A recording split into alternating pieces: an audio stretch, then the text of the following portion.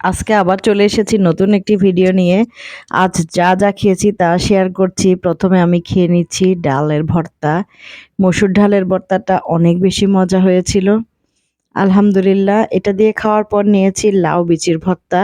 লাউ বিচির ভর্তাটাও সেই লেভেলের মজা ছিল। আলহামদুলিল্লাহ, এরপরে যেটা খাচ্ছি সেটা হচ্ছে আমাদের আবেগ, মানে চট্টগ্রামের মানুষের আবেগ। এটা হচ্ছে বাইট্টা মরিচের ভর্তা।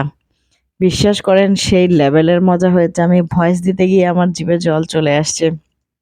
এরপরে খেয়েছিলাম শুটকি দিয়ে বেগুন আর আলু রান্না করেছিলাম, এটা দিয়ে আলহামদুলিল্লাহ খেয়েছি।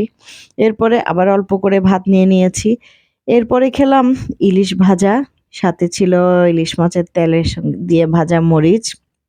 আলহামদুলিল্লাহ, একদম গরম গরম ইলিশ মাছটা, এটা দিয়ে একদম তৃপ্তি করে খেয়ে নিলাম।